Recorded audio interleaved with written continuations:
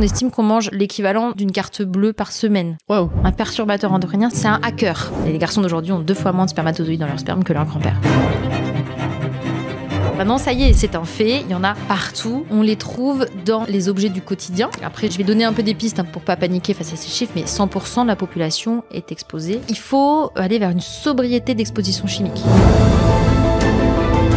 Sur une population en meilleure santé, probablement que ça n'aurait pas eu cet effet-là. Les gens sont malades avant d'être malades. Moi, je voudrais qu'on ne me vende pas de produits qui sont dangereux pour ma santé, ou alors qu'on me prévienne qu'ils soient dangereux pour la santé. Ça, c'est les stratégies des lobbies qui sont bien connues. Comment est-ce que l'homme peut être en bonne santé dans une planète qui n'est pas en bonne santé ? La première source de contamination aux perturbateurs endocriniens, c'est... Est-ce que les perturbateurs endocriniens constituent une menace pour notre santé ? Oui, c'est une menace pour la santé. Ok, donc explique-nous ce que c'est justement que ces perturbateurs endocriniens. Les perturbateurs endocriniens, ce sont des substances, la plupart du temps de synthèse, qui ont été synthétisées par l'homme, qui vont venir prendre la place d'une hormone. Une hormone, elle sert à beaucoup de choses. Une hormone, c'est un messager qui délivre une information depuis une partie du corps jusqu'à l'autre partie du corps. Un perturbateur endocrinien va venir perturber cette hormone. Endocrinien, c'est synonyme de hormonal. Donc, va venir perturber le message qui aurait dû être délivré par cette hormone parce qu'il va imiter ou bloquer l'information. Ok. Voilà.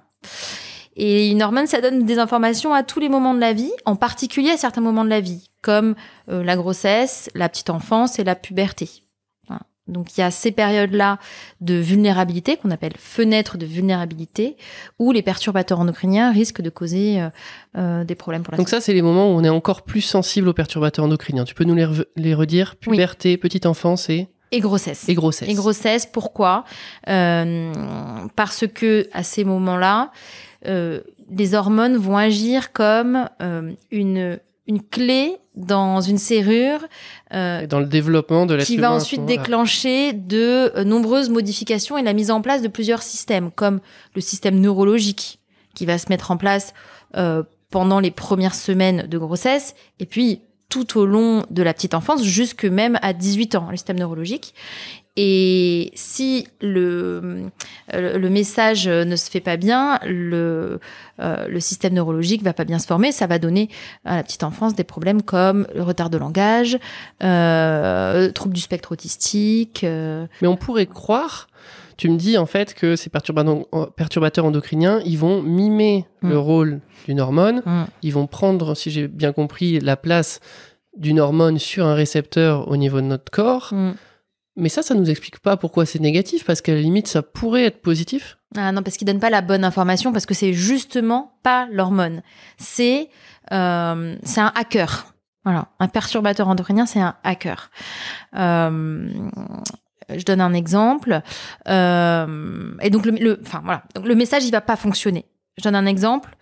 Quand le petit garçon est dans le ventre de sa mère, au début du développement, il y a à un tout petit moment, sur une toute petite fenêtre, une dose d'hormones toute petite qui dit il faut que les testicules descendent dans les bourses.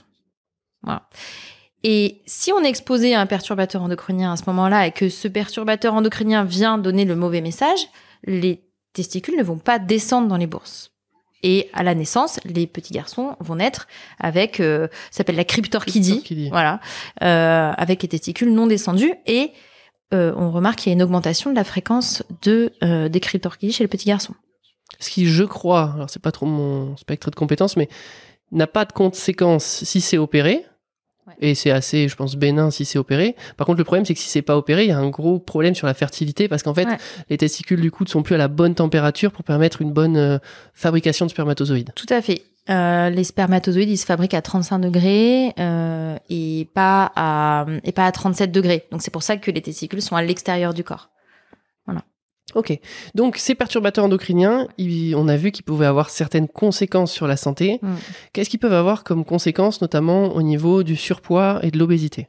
Ouais, c'est une très bonne question parce que quand on pense aux perturbateurs endocriniens, on pense à problèmes de fertilité ou puberté précoce. C'est souvent associé dans l'esprit des gens, mais ils interviennent dans la survenue de tout un tas de maladies un peu insoupçonnées, dont les maladies métaboliques, comme l'obésité et le diabète. Alors pourquoi ? Parce que la mise en place de la façon dont le corps va réguler le taux de sucre et va réguler les graisses tout au long de la vie, cette mise en place, cette régulation, elle se fait par le biais d'hormones. Par le biais d'hormones et disons la programmation épigénétique de comment on régule nos hormones. Je vais expliquer après ce que c'est épigénétique. Comment on régule, je vais la refaire.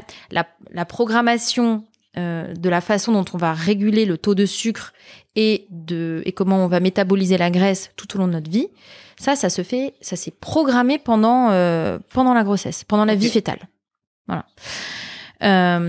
Le perturbateur endocrinien, il va entraîner une modification épigénétique. Qu'est-ce que ça veut dire ? Ça veut dire qu'il va pas modifier la structure du gène, il va modifier la façon dont le gène s'exprime. C'est un peu l'histoire de la partition de piano qui est créée d'une certaine façon, qui ne change pas, et la façon dont le pianiste va jouer la mélodie. Voilà. Le perturbateur endocrinien, il vient chatouiller le pianiste. Voilà. Ok. Donc en fait, ce que tu nous dis, c'est que effectivement, notre ADN, lui, il n'est pas touché par le perturbateur endocrinien, notre code génétique. Par contre, le perturbateur endocrinien, il va agir sur la façon dont ce code génétique, il va être décrypté et après, il va être utilisé pour fabriquer certaines molécules au niveau du corps. Oui. Et donc, il va modifier ce processus de fabrication qui va du coup pas forcément fabriquer ce qu'il faut ou pas de la façon dont il faudrait. Oui, exactement. Et il y a quelque chose qui est encore plus inquiétant, c'est que certaines modifications épigénétiques peuvent se transmettre à la descendance. C'est pour ça qu'on dit que les perturbateurs endocriniens, ils ont un effet sur une personne qui peut être même différée dans le temps. Hein. Un fœtus exposé pendant la vie fétale va être à risque de développer un cancer du sein de façon plus précoce s'il est exposé au mauvais moment à un mauvais perturbateur endocrinien. Ou alors rien développer du tout. Par contre, transmettre le résultat de cette exposition à sa descendance. Et ça, on le sait grâce à cause de une exposition massive et dramatique au Distilbène, dans les années 20-30, qui était un médicament qui était donné aux femmes enceintes pour éviter les fausses couches, et qui a été donné sans vraiment qu'il soit testé avant. Et puis quelques années plus tard, quand les femmes qui étaient traitées préventivement par le Distilbène ont accouché et les petites filles ont grandi, on a remarqué une incidence beaucoup plus importante de cancers, donc notamment des cancers rares, des cancers du vagin à cellules claires, qui était un truc qui était hyper rare, et qui ont commencé à apparaître dans la population des filles traitées, dont les mères avaient été traitées par le Distilbène. Et aujourd'hui, on en est à la troisième génération de ces femmes descendants, qui ont eu des descendants. Voilà. Et que ce soit les garçons comme les filles naissent avec plus de cancers, plus de malformations, même plus de syndrome dépressif. Voilà, c'est là qu'on voit que ça agit aussi sur le système. Ça se transmet donc sur plusieurs générations. Mais en quoi ça, c'est des perturbateurs endocriniens ? Parce qu'elles ont pris des médicaments en fait. Donc les médicaments peuvent être des perturbateurs endocriniens ? Les médicaments, alors certains médicaments sont des perturbateurs endocriniens volontaires. La pilule œstrogestative, on s'expose volontairement à un perturbateur endocrinien. Voilà, un perturbateur endocrinien, à une hormone qui va nous permettre de contrôler le cycle menstruel. C'est ce que je te disais au début, en fait, ça peut être positif. Oui. Quand c'est choisi. Quand c'est choisi, ça peut être positif, tout à fait. C'est comme la prise d'œstrogène pour prévenir les symptômes de ménopause. Voilà. Traitement hormonal. Traitement hormonal substitutif. Donc oui, ça peut être à dessein. Ok, donc on a vu que ça avait un rôle dans tout ce qui était surpoids, obésité. Oui. Ça a également un rôle, tu en as un petit peu parlé, au niveau des maladies chroniques avec le diabète, maladies cardiovasculaires, des choses comme ça. Ouais, alors c'est important le mot que tu as dit, les maladies chroniques, parce que là l'OMS considère qu'il y a une espèce d'épidémie de maladies chroniques qui grève énormément la santé publique à travers le monde. Le taux de diabète de type 2 explose, y compris chez les enfants, qui développent aussi plus de diabète qu'avant.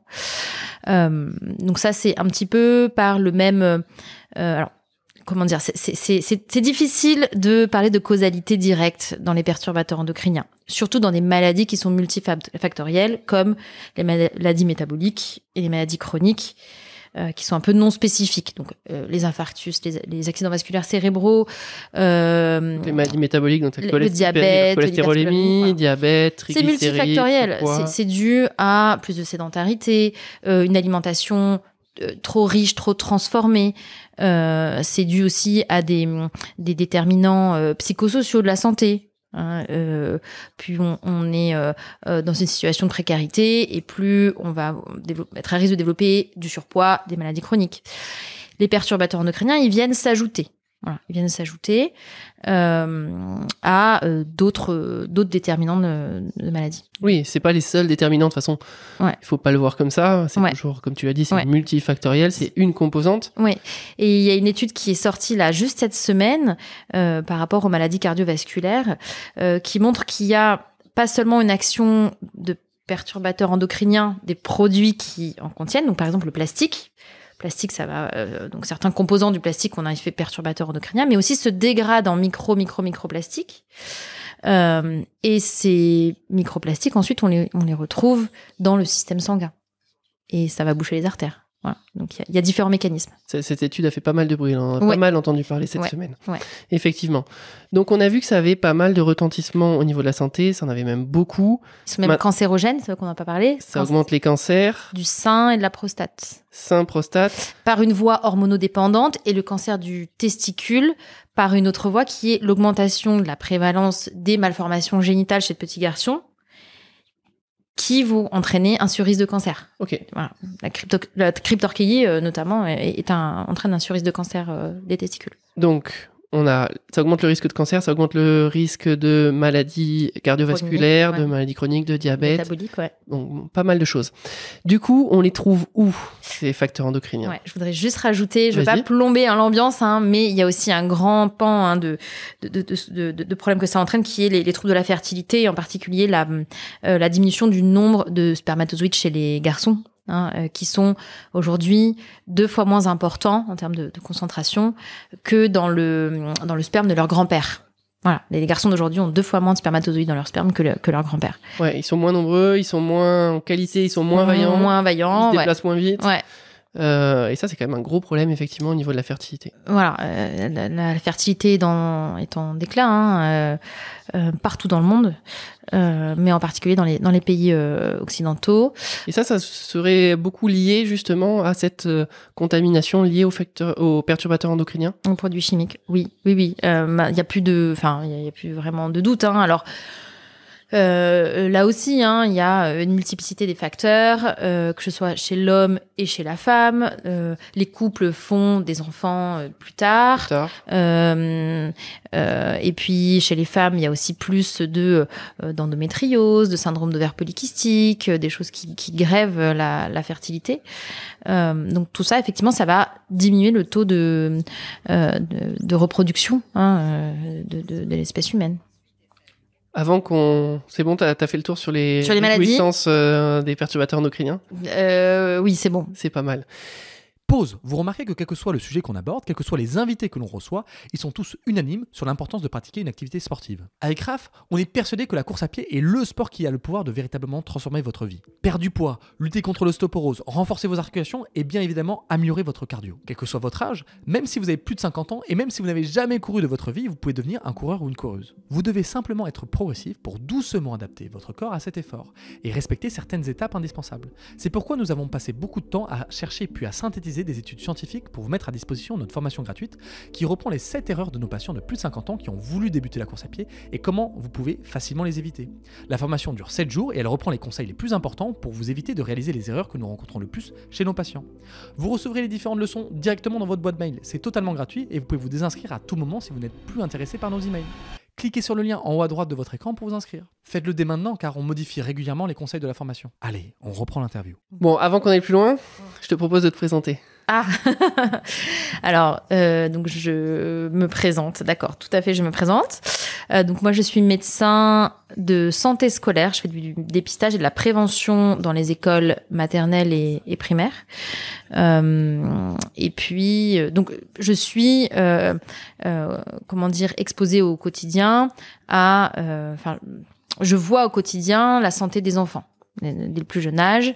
Et je vois que les enfants à l'école ne vont pas forcément très bien. Alors c'est pareil, c'est multifactoriel. Je dis pas que c'est à cause des perturbateurs endocriniens. Il y a les écrans, la pollution de l'air. Il y a beaucoup d'asthme chez les enfants, mais il y a aussi beaucoup plus de retard de langage et de troubles du spectre autistique et de maladies du neurodéveloppement comme les troubles les TDAH, troubles déficit de l'attention avec ou sans hyperactivité, et les dyspraxies. Voilà. Donc ça, c'est réel. Il y a plus de troubles du neurodéveloppement chez l'enfant. Puis, il y a plus de diabète et d'obésité chez les enfants aussi. Donc, par ce métier de médecin de santé scolaire, je vois les facteurs environnementaux qui créent des maladies chez les enfants dès le plus jeune âge. Moi, je me suis intéressée il y a quelques années à la santé environnementale. Je me suis formée pour ça. J'ai passé deux diplômes, donc un diplôme un DU en médecine environnementale et un diplôme en santé publique. Et j'ai cofondé une association qui s'appelle Alliance Santé Planétaire, qui fait la promotion du concept de santé planétaire, qui est une démarche de santé globale. C'est faire une veille sanitaire sur les conséquences des désastres écologiques sur la santé, comme la pollution, comme le changement climatique, la perte de la biodiversité, et à réfléchir à comment adapter nos façons de soigner et nos milieux de soins au dépassement des limites planétaires, quoi. Voilà.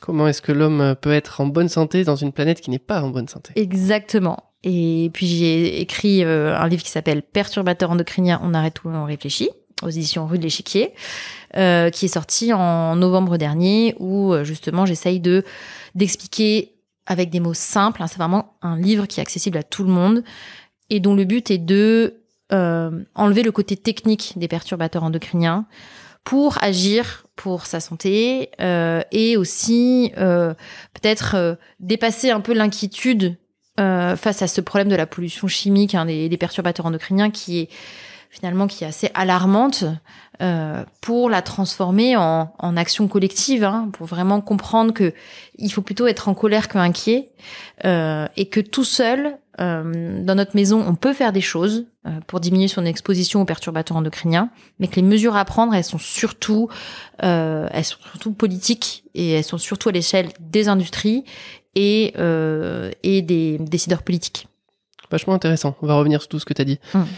Du coup, si je reviens un petit peu, on les trouve où, ces perturbateurs endocriniens ? Parce que depuis tout à l'heure, on dit que ça a beaucoup d'effets sur le corps, mais on a l'impression qu'ils sont à la fois partout et nulle part. Concrètement, on les trouve où ? On les trouve dans les objets du quotidien. Donc mauvaise nouvelle. Voilà, c'est ça, mauvaise nouvelle, parce qu'ils sont un petit peu partout. Les perturbateurs endocriniens, ils sont principalement dans les objets issus de la pétrochimie. Donc le plastique et les pesticides. 2/3 des pesticides sont aussi perturbateurs endocriniens. Les études d'imprégnation, donc c'est notamment des études françaises qui ont fait des très belles études de cohortes et qui ont regardé le taux d'imprégnation de la population française en perturbateurs endocriniens. Et le chiffre, il est très alarmant, mais bon. Après, je vais donner un peu des pistes pour pas paniquer face à ces chiffres, mais 100% de la population est imprégnée ils avaient recherché 6 perturbateurs endocriniens et 100% étaient imprégnés. Donc c'était le bisphénol A, les phtalates, je crois qu'il y avait des parabènes et des PFAS. Voilà. Et la raison pour laquelle tout le monde est imprégné, c'est qu'il y en a dans les objets du quotidien, dans l'eau qu'on boit, dans l'air qu'on respire, dans les aliments et dans les sols. Voilà. Ok. Donc c'est pour ça qu'on est tous imprégnés, c'est que nos matrices de vie sont aussi, il n'y a pas que les objets du quotidien, il y a aussi les matrices de vie et l'alimentation. Oui, t'as pas le choix en fait. Non, il n'y a pas le choix. C'est-à-dire que, en fait, maintenant ça y est, c'est un fait, il y en a partout. Chez tous les êtres vivants aussi, parce que nous, donc il y en a dans les humains, mais il y en a aussi dans les animaux. Qu'on va manger. Et on est au bout de la chaîne alimentaire. tout en haut. Donc oui, je crois qu'il va falloir accepter maintenant que le problème des perturbateurs endocriniens, c'est le problème des produits chimiques et du plastique et des pesticides, et que maintenant tout le monde est contaminé, et que ça crée des problèmes de santé qui participent, des problèmes de santé qui sont qui font partie des maladies chroniques qui sont en explosion. Et voilà, c'est seulement un changement on va dire c'est une évolution des problèmes de santé. C'est une évolution de l'épidémiologie, c'est une évolution qui va avec l'évolution de notre mode de vie. Voilà, avant on avait les maladies infectieuses, les maladies infantiles. Après il y a eu la vaccination et les mesures d'hygiène qui ont réglé les peu ou prou, mais le risque infectieux. Puis maintenant, on a les maladies chroniques. Voilà. Docteur Zetoun qui parle beaucoup de ça. Oui, Docteur Zetoun, le suicide de l'espèce. Ah, super, il en parle très très bien. Voilà, qui va venir bientôt sur la chaîne. Explosion de maladies chroniques non transmissibles, qui crée un terreau de gens qui ne meurent pas de leur maladie, qui en meurent, mais vieux, et donc qui sont malades, qui sont vulnérables. Et quand il y a une crise qui survient, que ce soit une pandémie, un nouveau virus, donc une maladie pour le coup transmissible, les organismes sont fragilisés. Sont fragilisés, voilà. Et pourquoi le Covid, ça a fait autant de morts, et qu'est-ce qui explique que le Covid, ça a été aussi dramatique dans la population mondiale? C'est qu'il y avait beaucoup de patients avec des comorbidités. Sur une population en meilleure santé, probablement que ça n'aurait pas eu cet effet-là. Tout à fait. Voilà. Les gens sont malades avant d'être malades. Voilà, j'aime bien dire ça. Donc, ce que tu nous as dit, c'est qu'il y avait plein de perturbateurs endocriniens dans l'alimentation. Oui, c'est la première source de contamination aux perturbateurs endocriniens, c'est l'alimentation. Tu vois, moi, je pensais beaucoup que c'était dans les cosmétiques, les produits d'entretien, les détergents, etc. Et en fait, non. Comment est-ce qu'on peut faire pour essayer d'avoir moins de perturbateurs endocriniens dans l'alimentation qu'on va ingurgiter? Ouais. Tout simplement, il faut éviter d'acheter des aliments ultra transformés et dans des emballages plastiques, parce qu'il y a un transfert du contenant vers le contenu. Donc les emballages plastiques, mais aussi les conserves. Les conserves, elles ont un revêtement à l'intérieur qui est fait de bisphénol, qui était autrefois du bisphénol A, qui a été interdit dans les contenants alimentaires, mais qui a été remplacé par du bisphénol C ou F ou S, enfin différents types de bisphénol. Il paraît que moi j'y connais rien, mais il paraît qu'il est aussi mauvais, sauf qu'il n'est pas interdit. Il est aussi mauvais, il n'est pas interdit, et il reste beaucoup plus longtemps dans les organismes que le bisphénol A. Ok. Mais donc ça s'appelle une substitution regrettable, et c'est là tout le problème des perturbateurs endocriniens et de la chimie en général. C'est merveilleux le plastique, on va pas dire le contraire. Ça a permis énormément de progrès, des progrès en médecine. C'est pratique, ça crée des objets qui sont résistants ou au contraire souples. Oui, ça a été une révolution dans le quotidien. C'est une révolution, quoi. Donc la question c'est, ok. On sait maintenant qu'il y a des plastiques, des additifs, des choses qui sont dans le plastique. Enfin, je me répète, c'est pas ce mot que je voulais dire. Mais on sait qu'il y a du plastique qui agit comme une hormone. Maintenant, qu'est-ce qu'on fait? Par quoi on va remplacer ce plastique? En fait, on ne sait pas. Il faut être beaucoup plus innovant. Il faut que l'industrie soit beaucoup plus innovante et pas qu'elle nous propose une alternative tout aussi délétère pour la santé. Ce que tu nous dis, donc, c'est que n'importe quel produit alimentaire qui va être en contact avec du plastique, nos yaourts, je sais pas, on achète, ça se fait plus trop, enfin, pas chez nous en tout cas, des fruits qui vont être en barquette, etc., avec le petit cellophane qui va toucher l'aliment. Tout ça, va y avoir un transfert du contenant vers le contenu? Alors, pas forcément. Le transfert, il est favorisé par plusieurs choses, par la chaleur, par l'acidité et par le gras. Donc, typiquement, ce qu'il ne faut pas faire, c'est faire réchauffer son déjeuner dans un contenant en plastique au micro-ondes. Le Tupperware au micro-ondes en plastique. Ça, c'est net. Les biberons. Vraiment, les biberons, il faut des biberons en verre, tout simplement. Déjà, il ne faut pas faire chauffer les biberons en plastique. Et puis les biberons en verre, finalement, le verre c'est un matériau qui est inerte. Le plastique c'est pas inerte. Les gens ils pensent que le plastique c'est inerte, c'est pas du tout inerte, ça interagit avec notre organisme, ça interagit avec les membranes du cerveau, ça interagit avec les membranes qui sont entre le fœtus et le placenta, ça pénètre même jusque dans le lait maternel. Donc et la majorité du plastique auquel on est exposé, donc les voies de contamination, les interfaces, ce sont la voie alimentaire, la voie respiratoire et la voie cutanée. Donc c'est pour ça après on parlera peut-être un peu plus des cosmétiques, mais l'alimentation c'est la pire voie de contamination. On estime qu'on mange l'équivalent d'une carte bleue par semaine. Waouh. Et on l'élimine ou elle reste forcément dans notre organisme? Ah, c'est une très bonne question. Certaines choses s'éliminent. Par exemple, le bisphénol, les phtalates, les parabènes, ça s'élimine en quelques jours par les urines. Donc, si on change de comportement, si on change nos habitudes de vie et si on achète différemment, on va se débarrasser. Le problème, c'est qu'il y en a tellement partout que en fait, on se recontamine en permanence. Même si on les élimine, hop, il va y avoir une autre source dans nos cosmétiques, dans les poussières domestiques qui accumulent les perturbateurs endocriniens, dans les jouets, les peluches, les matelas, les tapis, voilà, toutes sortes de choses. T'as dit du coup qu'il fallait essayer d'éviter tout ce qui était ultra transformé, tout ce qui était en contact avec du plastique. Oui. Est-ce que une application comme Yuka, ça, c'est quelque chose qui est bien pour essayer de pister et d'éviter, par exemple, les perturbateurs endocriniens?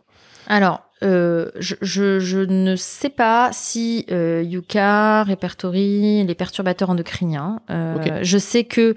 Ou est-ce qu'il y a d'autres choses, d'autres labels dans le cadre de la loi AGEC, donc c'est la loi contre le gaspillage et pour l'économie circulaire, il y a une mesure, une loi qui a été prononcée pour obliger les industriels à signifier la présence de perturbateurs endocriniens à partir du moment où ils dépassent un certain pourcentage massique. Donc c'est 0,1%. Je ne sais pas vraiment ce que ça représente. Ils ont développé une application qui s'appelle Scan for Chems, comme chemicals, c'est produits chimiques. C'est HEMS. Ouais. Scan for Chems, donc scan for avec le chiffre 4 et Chems, qui permet, en scannant le code barre, d'afficher la présence ou non de perturbateurs endocriniens, mais parmi une liste assez réduite de perturbateurs endocriniens. Je sais plus, je crois que c'est une trentaine ou une cinquantaine, alors que l'ANSES, les agences sanitaires, en tout cas l'agence sanitaire française, en répertorie 900. Ok. Voilà. Donc bon, c'est un pas. Il y a du chemin. Mais il y a encore du chemin à faire pour connaître, pour rendre visible l'invisible, quoi, pour connaître la composition de nos produits et de nos aliments. Et par rapport à l'alimentation, je voudrais juste préciser aussi que j'ai parlé du contenant qui a risque de faire passer des perturbateurs endocriniens, mais il y a aussi les ustensiles de cuisine. Ouais, tout ce qui va être en fait en plastique, je suppose que si Pas que, il y a aussi les poêles anti-adhésives. Poêles anti-adhésives. Voilà. Ouais, ça, alors même si il y a une interdiction des deux PFAS, donc les PFAS, c'est les substances perfluoroalkyles. Ce sont des substances qui sont extrêmement solides, qui résistent à la chaleur, qui sont déperlantes. Donc, on va en retrouver sur les imperméables, par exemple, les vêtements outdoor. Eh bien, ces substances, il y en a environ 10 000. Elles sont mauvaises pour la santé. Elles ont une action de perturbation endocrinienne. Elles sont cancérogènes. Il y en a 2 qui ont été interdites pour l'instant en Europe. Bon. Et c'est les plus fréquemment utilisées. Et dans les poêles, notamment les poêles en téflon, il y a plus de PFOA. Mais par quoi est-ce que ça a été remplacé? Parce que les poêles anti-adhésives sont toujours anti-adhésives. Voilà. Donc c'est une balance entre qu'est-ce qui est utile et qu'est-ce qui est dangereux, quoi. C'est à quoi je m'expose. C'est vraiment compliqué de trouver même une poêle sans surface anti-adhésive, etc. On peut prendre une poêle en inox. Ouais. Voilà. Moi, ce que je dirais, c'est il faut pas jeter ces poêles en téflon. Les poêles en téflon, si elles sont pas rayées, en réalité, si elles sont pas trop vieilles et pas rayées, il y a moins de chances qu'il y ait de transfert à l'alimentation. Le problème, c'est qu'il faut pas qu'elles soient rayées. Voilà, c'est ça. Mais en revanche, une fois qu'elles sont rayées, effectivement, faut plus les utiliser. Et puis, le mieux, c'est de remplacer par des matières inertes. Voilà. Donc de la fonte, de l'inox. Et puis, pour les contenants alimentaires, du verre. Et pas de plastique, éviter les conserves.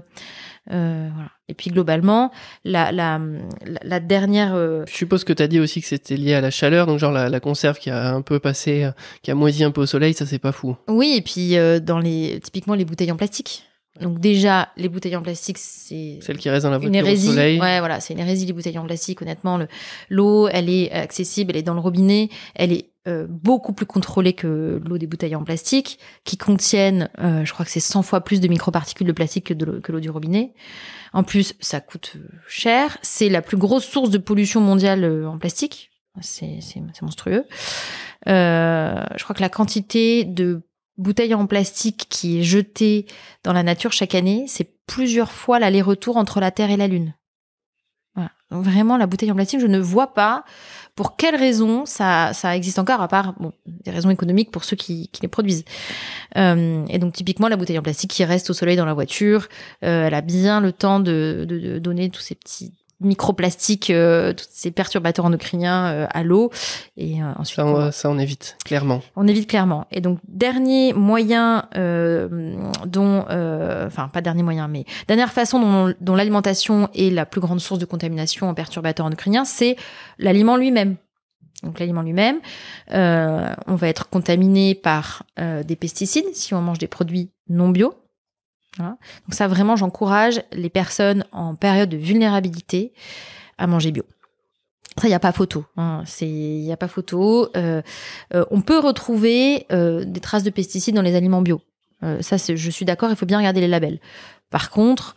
il y en a quand même moins. Il y en a moins, et puis dans le non bio, c'est sûr qu'il y en a. Enfin, voilà. Donc vraiment, la balance bénéfice-risque, elle va en faveur du bio. Donc on a dit les moments un peu de vulnérabilité, grossesse, puberté, petite enfance. Oui, grossesse, puberté, petite enfance. Et puis ça concerne un peu tout le monde, et ça concerne aussi les gens qui prennent en charge ou qui vont avoir une action chez ces gens-là. Donc ça peut être les grands-parents qui gardent les grands-parents qui gardent les petits-enfants, voilà.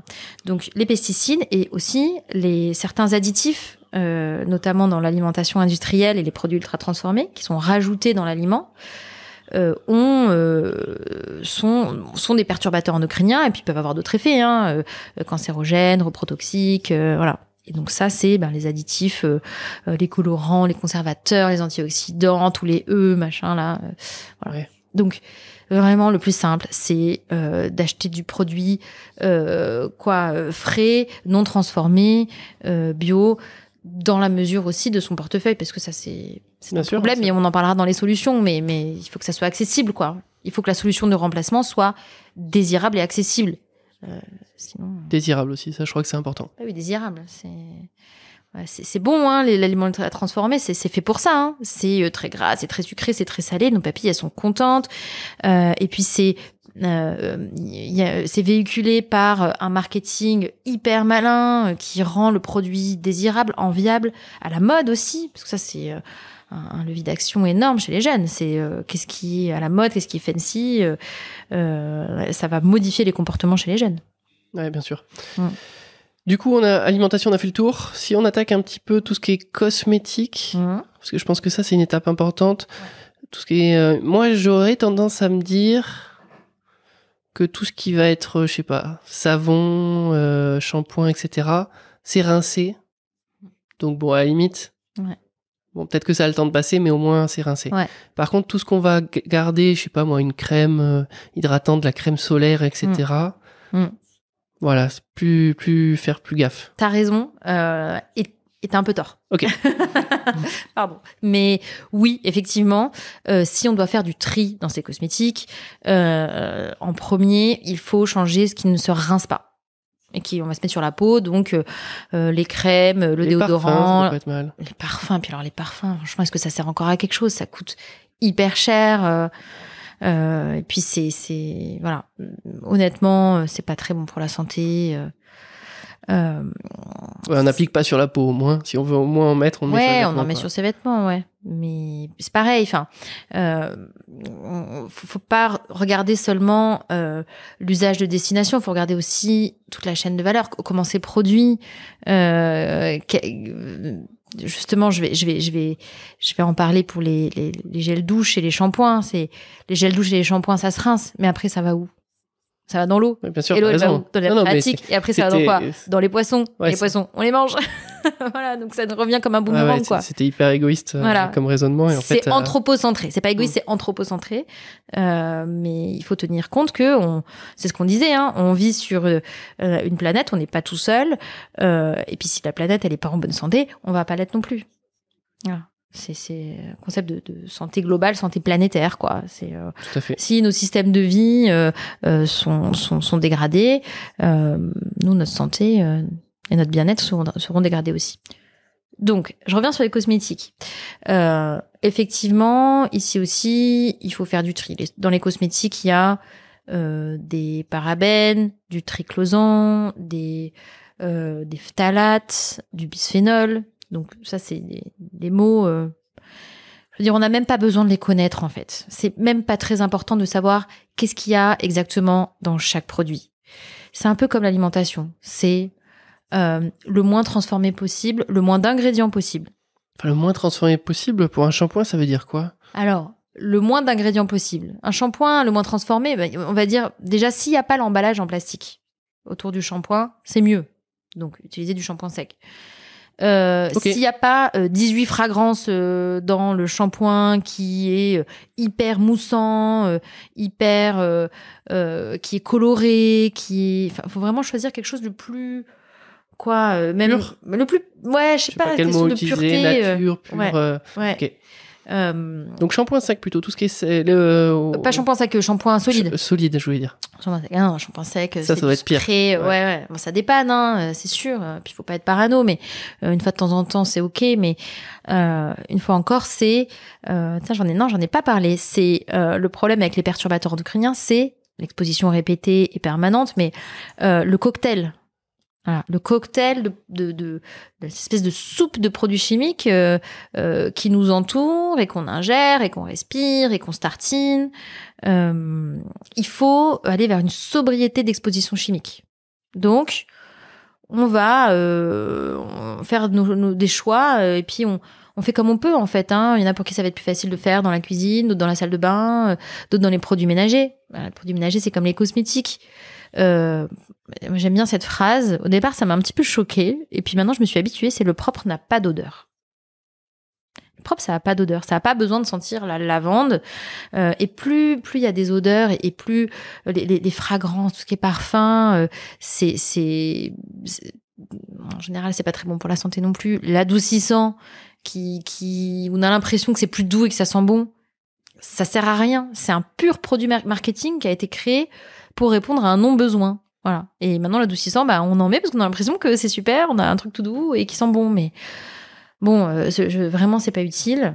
Et les produits ménagers, en fait, on peut tout faire avec du vinaigre blanc, du bicarbonate de soude.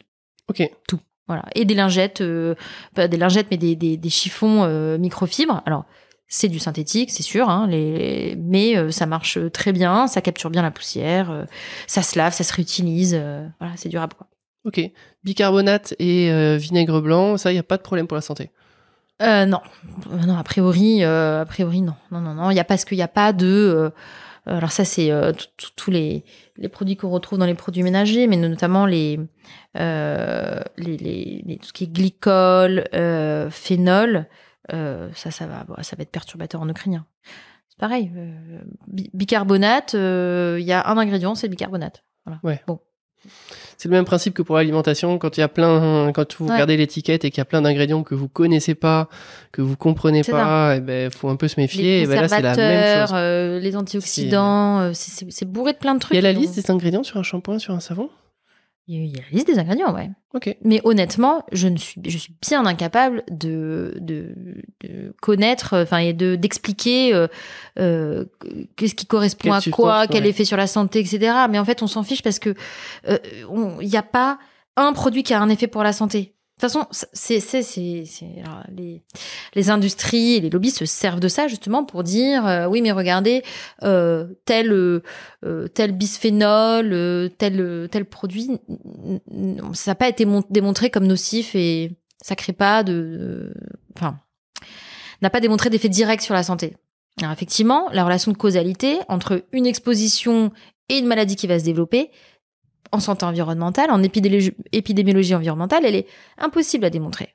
Pourquoi ? Parce que les maladies, elles sont multifactorielles, déjà.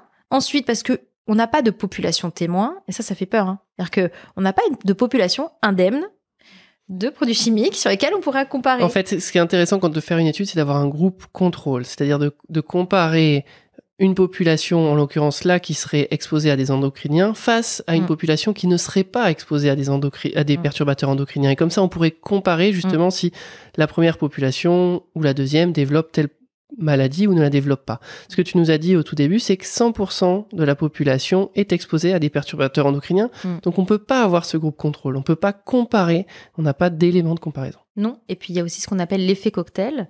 C'est que un perturbateur endocrinien testé seul dans des modèles animaux, par exemple, ne va pas avoir d'effet. Par contre, si on le met avec d'autres copains perturbateurs endocriniens, là, ça va avoir un effet. En fait, il y a une espèce de synergie à l'intérieur du corps. Alors, on ne sait pas trop. On pense que c'est parce qu'ils ont un peu tous la même cible. Alors, ils vont se potentialiser au niveau du récepteur cible pour aller donner la mauvaise information, en fait. C'est vraiment l'association des gros méchants, quoi. Et au bout d'un moment, ils y arrivent. Voilà. Donc ça, c'est l'effet cocktail. Et c'est ce qui fait que parfois on n'arrive pas à dire que typiquement je sais pas si je vais m'embarquer on a parlé du Roundup et du glyphosate, mais pourquoi c'est nocif pour la santé, c'est le glyphosate mélangé à tous ces comment on appelle ça, les choses qui sont mises avec là, les adjuvants, les excipients, les adjuvants. Les adjuvants, quoi. Ok. C'est ça qui crée les effets sur la santé, surtout. D'accord. Je coupe très rapidement cette interview passionnante pour vous donner une information qui va vous intéresser. Avec RAF, on a créé les tips de GG RAF, une newsletter exclusive où on va vous partager tous nos conseils santé appuyés par nos lectures d'articles scientifiques. Un dimanche matin sur deux, nous vous dévoilons nos pépites pour booster votre santé après 50 ans. Cliquez juste ici pour y accéder. Attention, chaque tips est envoyé qu'une seule fois, donc arrêtez d'en louper et inscrivez-vous dès maintenant. Vous pouvez bien sûr vous désabonner à tout moment si le contenu ne vous intéresse pas. Et c'est totalement gratuit. Allez, on reprend l'interview, je ne veux pas déranger Raph plus longtemps. Du coup, on a pas mal vu à un moment, enfin on voit toujours d'ailleurs, des recettes pour faire son déodorant, pour faire son savon, pour faire ses produits ménagers. Est-ce que c'est mieux parce qu'on se dit qu'il y a moins de produits ? Oui, si on a envie de s'embarquer là-dedans. Okay. Mais honnêtement, alors ça se rapproche un peu du mode de vie zéro déchet en fait. Et c'est super, hein. D'ailleurs, c'est présenté plutôt comme un mode de vie éco-responsable. Et avec quand on pense perturbateur endocrinien, c'est plutôt la santé, quoi. C'est plutôt on va faire ça pour protéger sa santé et ceux des autres. Bon, le problème de tout ce que je vous raconte, c'est que ça crée une charge mentale. Monstrueuse, quoi, de devoir dépolluer son intérieur, son frigo, sa salle de bain, etc. Puis alors faire ses produits ménagers maison, oui, mais moi non, je le fais pas en fait, j'ai pas le temps. Moi, je voudrais qu'on ne me vende pas de produits qui sont dangereux pour ma santé, ou alors qu'on me prévienne qu'ils soient dangereux pour la santé. Au moment où c'est dangereux pour moi, quoi. C'est avoir conscience du risque et que le risque soit affiché, comme pour le tabac, exactement comme pour le tabac. Une cigarette, on sait que c'est pas bon pour la santé, c'est marqué dessus, attention, fumez tue, la femme enceinte, tout ça. Quand on, je sais pas moi, quand on mange une boîte de conserve avec des haricots verts, on sait pas en fait que c'est pas bon pour la santé, si jamais il y a du bisphénol dans le truc, enfin... Alors on va y aller. Est-ce que tu penses que la réglementation est suffisante pour protéger les consommateurs contre les perturbateurs endocriniens ? Alors il y a plusieurs choses. Il y a non seulement la réglementation n'est pas suffisante pour nous protéger. Et puis alors non seulement elle n'est pas suffisante, et puis j'ai l'impression que parfois elle recule. La réautorisation du glyphosate, l'abandon du plan Écophyto. Donc ça c'est pour les pesticides, mais en tout cas pour les pesticides j'ai l'impression que ça recule. Et ensuite la réglementation quand elle avance. comme là, cette semaine, il y a 2 mesures qui sont passées qui vont avoir un gros retentissement pour l'exposition aux produits chimiques. C'est l'interdiction des perturbateurs endocriniens dans les jouets. Voilà. D'accord. À l'échelle de l'Europe. Et l'interdiction, enfin pas l'interdiction, mais la réglementation plus stricte de l'ultra et la fast fashion. Voilà. Donc ça, c'est des mesures importantes qui vont diminuer la pression chimique dans notre environnement, mais seulement si la réglementation est respectée, ce qui n'est pas toujours le cas, ce qui est même rarement le cas surtout quand les entreprises ne sont pas en Europe et sont à l'autre bout du monde. Je pense aux grosses marques d'ultra fast fashion là, chinoises. Voilà, et même les marques de jouets comme Temu, les sites comme Temu, Shein, Boo. Il y a une étude qui a montré que les produits commandés directement de sa maison sur le site marchand qui sont expédiés directement au domicile, il n'y a pas de contrôle aux frontières en fait. Contrôle aux frontières, ils sont sur les grosses quantités. Voilà. Et donc ça arrive à la maison et en fait les normes de l'Union européenne sont pas respectées en termes de charge de produits chimiques. Donc la réglementation, elle est un peu à la traîne de la science parce qu'en plus elle utilise toujours cette notion de puissance de la molécule, alors que il y a quelque chose que j'ai pas dit et qui est très très important dans les perturbateurs endocriniens, c'est que c'est pas la dose qui fait le poison. Je l'ai un petit peu dit, mais c'est le moment d'exposition. Voilà. Tu l'as dit, mais comme ça, c'est clair. Voilà, comme ça, c'est clair. C'est vraiment très curieux. Ça perturbe tous les toxicologues et les tests toxicologiques réglementaires qui ont l'habitude d'être utilisés. Comment on fait pour savoir si quelque chose est mauvais pour la santé? On regarde une personne exposée ou une cellule ou un animal et puis on augmente la dose progressivement et puis on regarde à partir de quelle dose la maladie apparaît et on va dire le produit est autorisé jusqu'à un seuil. Après, la dose qui développait la maladie. Voilà. Et avec les perturbateurs endocriniens, c'est pas ça du tout. Il peut y avoir un effet à dose infime, c'est-à-dire à la dose à la concentration à laquelle les hormones circulent dans notre corps, puis plus d'effet à la dose où les tests réglementaires sont effectués par les toxicologues, et puis un effet à très forte dose. Donc c'est des courbes qui sont courbes en U, qui sont pas linéaires, et ça crée des problèmes dans les tests réglementaires. Et la réglementation, elle n'arrive pas à s'adapter au progrès de la science, aux nouvelles connaissances. Et puis ils ont souvent un train de retard parce qu'ils interdisent une molécule, les industriels en sortent une autre. Ouais. Au bout d'un moment, ça met du temps, il y a du lobbying, etc. Ils interdisent une molécule, les industriels en sortent une autre. Ouais. Et c'est le jeu du chat et la souris. C'est gagner du temps. Et c'est la stratégie qu'utilisaient les industriels du tabac de produire un petit peu aussi de la controverse et du doute, la fabrique du doute autour. Ça a été fait pour le tabac, pour le changement climatique, pour l'amiante, et maintenant c'est fait pour les perturbateurs endocriniens. Mais attendez. Comment tu veux fabriquer du doute sur des perturbateurs endocriniens? J'ai l'impression que c'est avéré que c'est mauvais. Non, parce que tout le monde n'est pas d'accord avec toi. Regarde, ne serait-ce que pour le glyphosate, tu vois. Le nombre d'études, mais non, c'est pas vraiment dangereux pour la santé, ou les pesticides. Si c'était dangereux pour la santé, ça serait interdit. Ça saurait. Voilà. Et puis, d'accord, c'est dangereux pour la santé, mais regardez, telle maladie, il y a, l'obésité, le diabète, c'est la malbouffe, c'est les gens qui font pas de sport, c'est eux les responsables. Voilà, donc c'est créer aussi un peu un écran de fumée et puis rediriger le regard.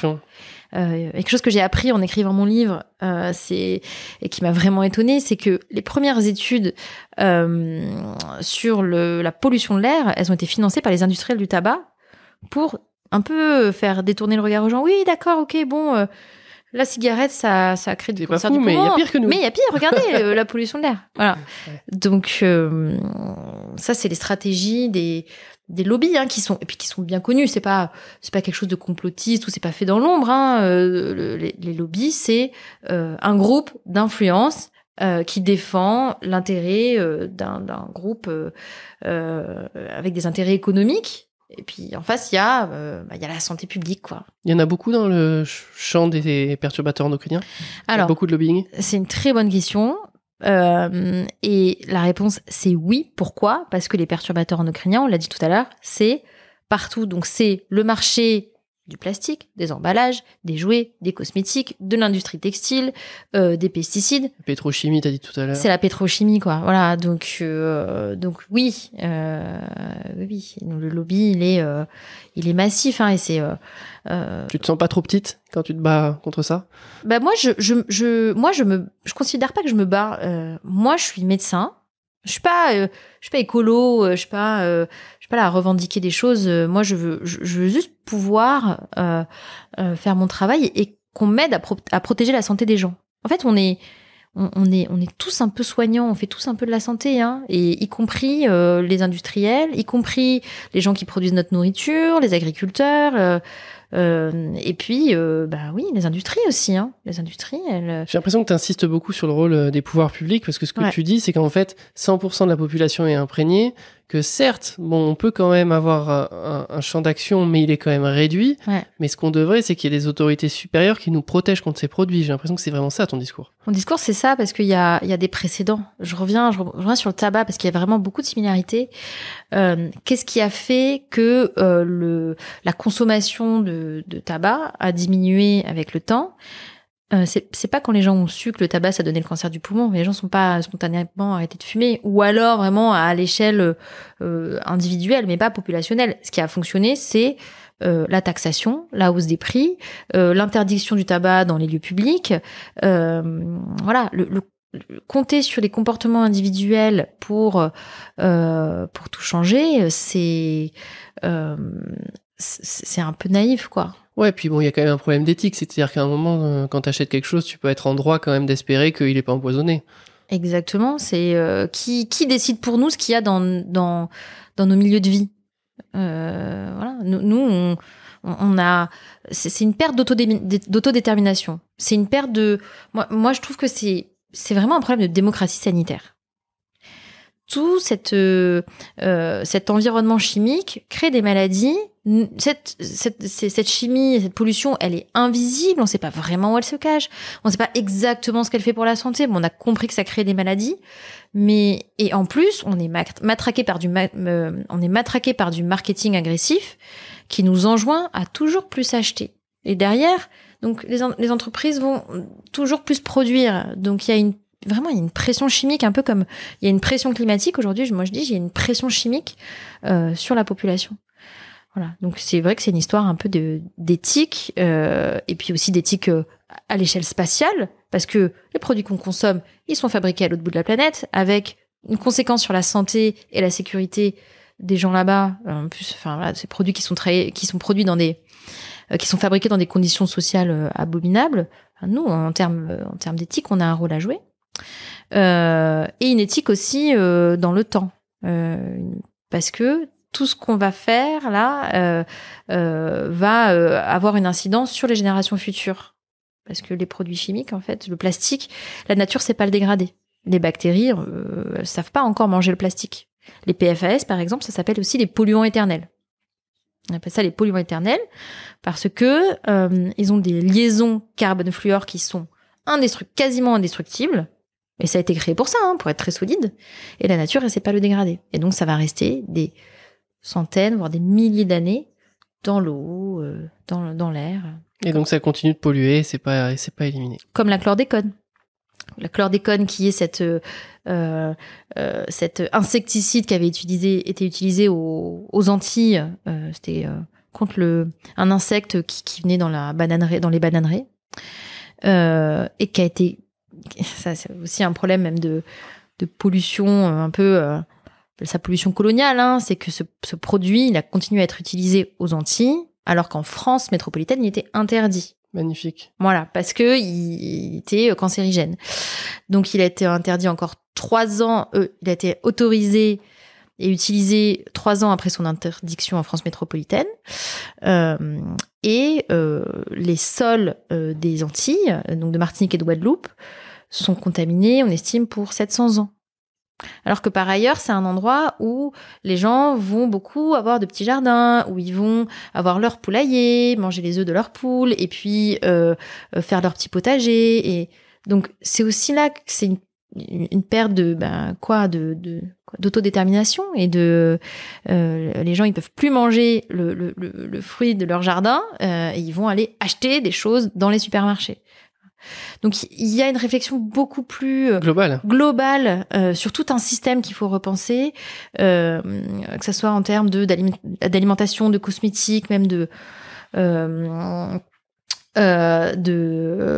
vais y arriver. Ouais, en fait, ça s'arrête pas simplement à notre propre consommation. De production, voilà, de production des objets, ça s'arrête pas juste à notre consommation. J'ai perdu le fil de ma pensée. Toi, c'était super intéressant. Qu'est-ce que tu as mis en place un peu dans ta vie pour essayer d'être un peu moins exposé? Ouais, alors c'est marrant parce qu'on me pose souvent la question. Moi, je suis pas du tout. J'ai mis en place des changements de consommation. Je consomme moins, je mange des choses. Surtout au niveau de l'alimentation, je mange des choses moins transformées. Par définition, est-ce qu'on n'achète pas, il nous contaminera pas? Exactement. Ce qu'on n'achète pas ne nous contaminera pas. Peut-être à un moment aussi, sera moins produit. Les consommateurs, ils ont quand même un pouvoir d'action. Hein. Voilà, on va pas se mentir. Par contre, je parlais de la charge environnementale tout à l'heure. Il y a quand même une réalité qui est que la gestion du quotidien et la gestion de l'ordinaire est encore beaucoup fait par les femmes. Et les perturbateurs endocriniens, ils sont dangereux pour qui ? Pour les femmes enceintes, pour les enfants en bas âge et pour les jeunes ados.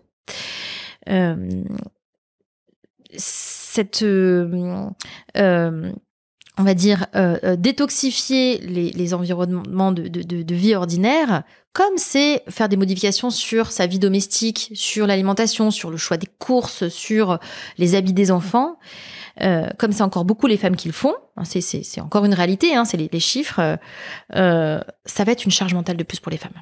Voilà. Donc c'est pour ça, moi, vraiment, moi, faire mes cosmétiques maison, j'ai un enfant, je passe pas mon temps à dépolluer mon environnement parce que j'ai déjà tellement de choses à penser et à faire en tant que femme, la fameuse charge mentale de la femme, que voilà. Et c'est pour ça que moi je dis, s'il vous plaît, les industriels, les politiques, aidez-nous, quoi. Je me doutais. Aidez-nous, nous les femmes, aidez-nous, nous les médecins. Enfin, franchement, c'est bon, quoi. Je me doutais fortement de cette réponse. Enfin, déjà, s'occuper d'un bébé, c'est beaucoup de travail. Si en plus il faut qu'on regarde toutes les étiquettes et qu'on fasse attention à tout, la composition des couches, parce qu'un bébé aussi, j'ai pas dit ça. Les enfants sont plus imprégnés en perturbateurs endocriniens quand on regarde les taux. Ils sont plus chargés en perturbateurs endocriniens parce que ils ont ils sont immatures au niveau de leur système de détoxification déjà. Et puis ils respirent plus vite. Donc, ils vont respirer plus les perturbateurs endocriniens de l'air. Ils mettent tout à la bouche, notamment les jouets en plastique. Et puis, ils rentrent plus près du sol. Donc, ils vont être plus exposés aussi aux poussières domestiques. Ok. Voilà. Donc, il faut faire un petit peu attention. Ouais, voilà, il faut faire attention à eux. Et puis, les couches, effectivement, faire un peu gaffe à ce qu'il y a dans les couches. Pas tartiner les bébés de crème ou de parfum. Franchement, ça sert à rien. Les fesses d'un bébé, ça se nettoie à l'eau et au savon. Ça, tous les pédiatres, ils vous le diront, hein, c'est pas besoin de lingettes, de crème, de produits. Un bébé, ça n'a pas à sentir bon, il faut que ça sente juste le bébé, quoi. Ça marche. Je te propose qu'on finisse avec 2 questions qu'on pose à tous nos invités. Oui. Toi, si tu devais conseiller une chose à, je sais pas, tous tes patients, tous les gens de ton entourage pour être en meilleure santé, ce serait quoi ? Le problème, c'est qu'on sait pas trop... Dans les études scientifiques, dans la littérature, on sait beaucoup dire ce qui crée des maladies, mais on sait moins bien dire ce qui maintient en bonne santé. Voilà. Donc, et puis il y a une différence entre être en bonne santé et éviter les maladies. Donc, moi, je peux plutôt répondre à la question comment éviter les maladies. Vas-y. Voilà. Donc, c'est essayer d'avoir une sobriété d'exposition chimique. Voilà. Donc ça, voilà, j'ai donné un peu quelques conseils, mais il y a des sites, voilà, il y a beaucoup de ressources sur Internet, notamment sur le site de Santé publique France qui s'appelle 1000 premiers jours. C'est vrai qu'on n'en a pas parlé des 1000 premiers jours. Les 1000 premiers jours, c'est les 1000 premiers jours de vie depuis la conception jusqu'aux 2 ans à peu près. Ouais, de l'enfant. C'est vraiment là qu'il faut faire attention. Donc moi, ce que je conseillerais aux patients, c'est sobriété d'exposition chimique Et puis, pour être en meilleure santé, moi, je dirais c'est se mettre en colère, en fait. Arrêter d'être inquiet et l'éco-anxiété, l'anxiété pour sa santé, franchement, voilà, faut dépasser ça et en fait, maintenant, il faut se mettre en colère. Je vais tenter ma chance avec la deuxième question. Toi, qu'est-ce que tu as mis en place dans ta vie récemment pour être en meilleure santé? Mon Dieu. Je fais davantage de sport, ce qui me donne globalement envie d'avoir une vie plus saine. Voilà. Tu fais quoi comme sport? Je fais de la danse. Ok. Voilà. Très cool. Merci beaucoup, Mélanie. J'ai l'impression qu'il y a des millions de trucs super importants que j'ai pas dit, mais c'est pas grave, on a dit quand même beaucoup de choses. Alors, pour tout ce que tout ce qui te semble très important et que t'as pas pu dire, il y a ton livre. Achetez mon livre. Voilà. Redis le titre de ton livre, où est-ce qu'on peut le trouver? Voilà. Alors, mon livre s'appelle Perturbateurs endocriniens. On arrête tout et on réfléchit, puisque toute la collection s'appelle On arrête tout et on réfléchit. C'est aux éditions Rue de l'Échiquier et ça a été fait en partenariat avec l'association Agir pour l'environnement. Il se trouve dans toutes les librairies, on peut le trouver, ou alors on peut aller sur Place des Libraires pour voir dans quelle petite librairie indépendante autour de chez soi il se trouve. Voilà, donc si les gens qui nous ont regardés ont aimé ce que tu as dit et veulent aller plus loin, ils iront plus loin dans ton livre. Et ben écoute, c'est parfait. Merci beaucoup et à très vite. Oui, merci.